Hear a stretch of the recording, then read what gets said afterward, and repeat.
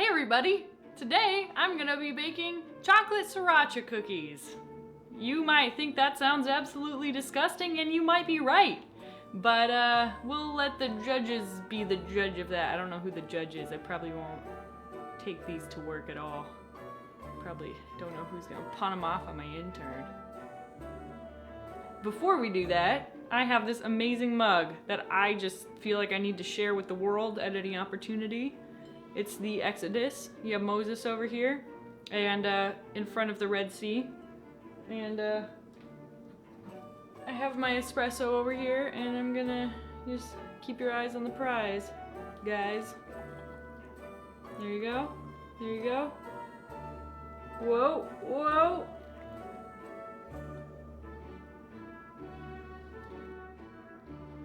And all the Jews were saved! Except someone pointed out the last time I talked about this mug is that when it cools down, the water comes back in and everybody drowns again. It's this endless cycle. I bet there's some deeper theological meaning we can infer from all of this, but in the meantime, I love this mug. I've had it for like 7 years and it never gets old. Anyway, me and Moses, we're gonna bake cookies together today. Yeah. Chocolate sriracha cookies. There is actually a reason for this. It didn't just make this up out of nowhere. I kind of did. But last April I posted a recipe that I had created. Like, it struck me in a moment of clarity. Like, oh, I should make a chocolate sriracha cookie. And the original recipe on my Tumblr had bacon added into it, but I'm gonna hold off on the bacon today because I feel like I need to concentrate a little bit more on the relationship between the chocolate and the sriracha, and kind of figure that out a little bit before I go totally crazy and introduce something nutty like bacon. Also, a lot of people who tried the recipe at home said that they didn't really feel like the bacon added much.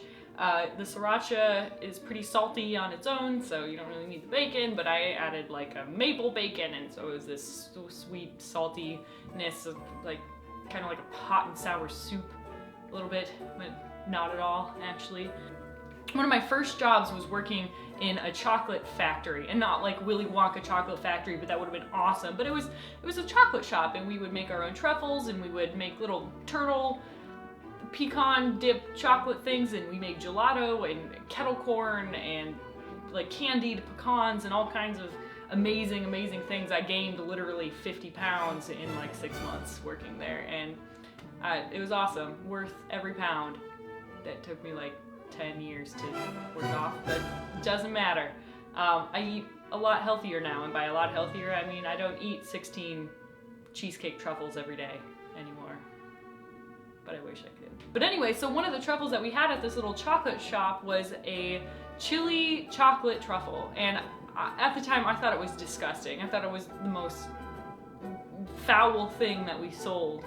But people loved it, and after I discovered sriracha, my love right over here, I put this on everything. And maybe it's just because I eat really bland food or I'm a terrible chef, but I have a bottle here and I have a bottle at my office, and I put it on everything. And so why not also put it into baked goods? So anyway, thinking about that chili chocolate truffle, I was like, well, if you can do a truffle, why can't you do a cookie? So that's what we're gonna do today. Ding! So, dry ingredients first. We're gonna add 1½ cups flour to a bowl. 1/2 cup, 2½ cup, 3½ cup, 3/4 teaspoon baking soda. 1, 2, 3. 1/2 teaspoon baking powder, and 1/2 teaspoon salt. And I'm gonna probably do just a 1/4 teaspoon salt since the sriracha is pretty salty, and I'm also using salted butter, so that's that. There's your dry ingredients. Just whisk them, whisk it, whisk, and it's whisked. We're gonna do a double boiler. Double boiler time. If you don't know what a double boiler is, it's just pretty much the act of boiling water in a saucepan and then putting a glass bowl on top of it. So it's a way to do things like melt butter and chocolate without burning them at the same time. So that's what we're gonna do. Also, I use a double boiler system all of the time because while I have a microwave right there, it doesn't work. I'm just gonna fill it up about halfway with water.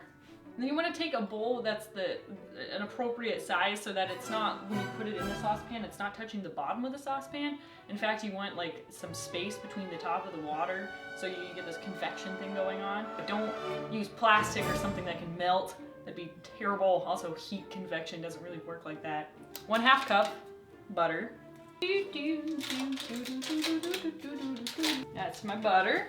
Anyway, I put in 1/2 cup of butter, and then 3/4 cup chocolate.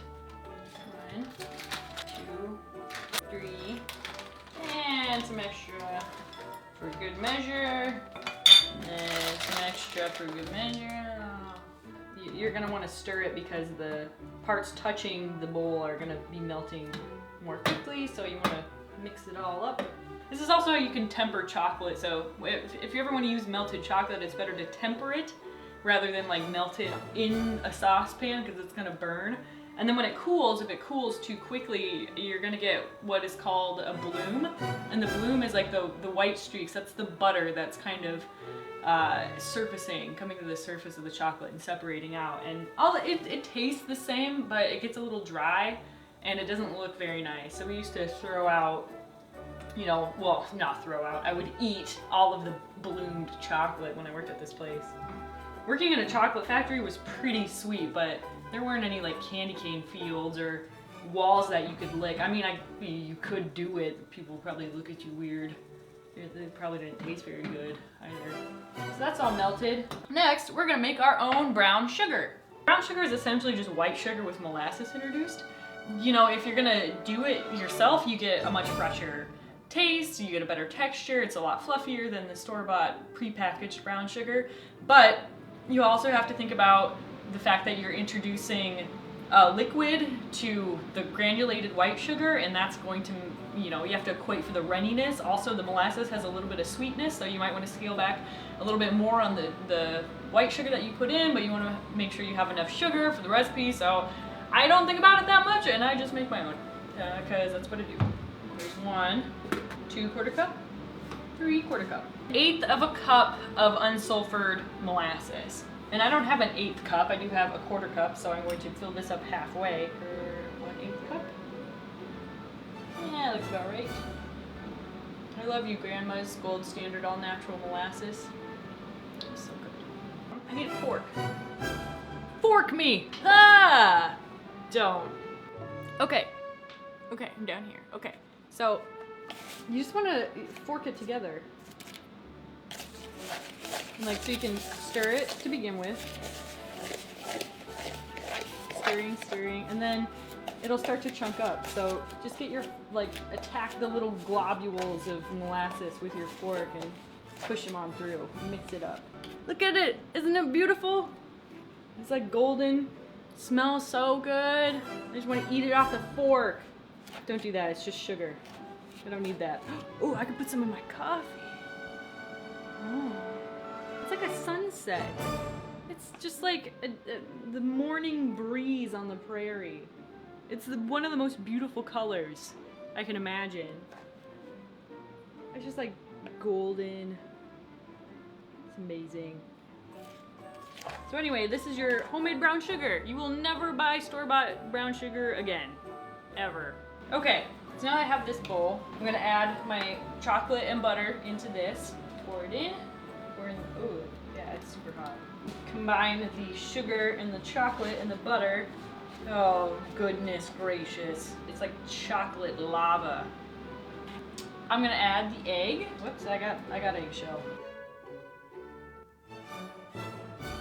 It's so beautiful. After adding the egg, now it's time to add the sriracha. So instead of a 1/4 cup, let's do slightly less. All right, so this is slightly less than a 1/4 cup of sriracha. Chili sauce. Ah, jeez. I'm going to fold in the wet ingredients to the dry ingredients. So that just basically means that I'm going to mix them together. And yeah, this dough is pretty soft because there are so many wet ingredients in it, and I'm sure I could fool around with the dry ingredients a little more too, so it would be a little more solid, but then at the same time you don't want it to be too tough. So also it's pretty squishy right now because I added a bunch of melted ingredients. So it's pretty well incorporated. And I'm going to wrap it in plastic wrap and stick it in my fridge for at least an hour so some of those melty ingredients can kind of cool down. And then we will bake it. But look at it. Oh my God. Fudgy dough. Oh, it got all over my face. Not bad. I can't tell if it's good, but I can tell you it's not bad. So back to cookies. Cookie baking time. First thing we're gonna do is preheat the oven to 375 degrees Fahrenheit. It's preheating. There we go. Something I forgot to include in the instructions is that you want a little bit of extra granulated white sugar because we're gonna roll the little cookie balls in it. Makes a nice sugary crust. It's delightful. You have our dough and it's a little cakey, it's a little fudgy, but I think it'll be okay. So I'm just gonna grab like little chunks at a time, probably like this size, like large marble size, and I'm just gonna roll them. And then I'm gonna roll them in the sugar, and then you're gonna have these nice little balls, little dough balls. So just do that for like the next 20 minutes. I washed my hands, you know, just for you at home who are wondering when the last time I had my hands in something dead. Coming up this week on the Brain Scoop, filming set-wise, I'm super excited because I don't even know if I should tell you guys about it because it's mind-blowing. Have you seen it? And I was like, what are you talking about? Like, have you seen the two-headed calf? I'm like, I think I would have remembered if I had seen a two-headed calf. We're gonna make an episode all about ant sex. We're filming Star Stuff. He researches and dates the universe.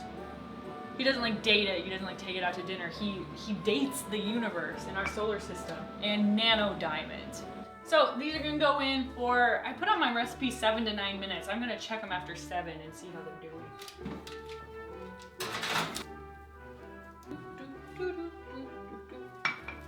Whoa, cookies! Cookies! Not bad. I usually let them sit on the hot pan and I wave my arms over them as if that does anything. So these are chocolate Sriracha cookies. I'm gonna eat it.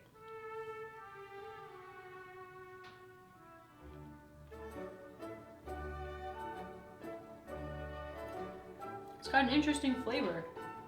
It's a little bit doughy on the inside. It's not bad. I might leave the next one in the oven for another minute. But they're like delightfully sweet, but then they're spicy, and they have the sugar crust on them.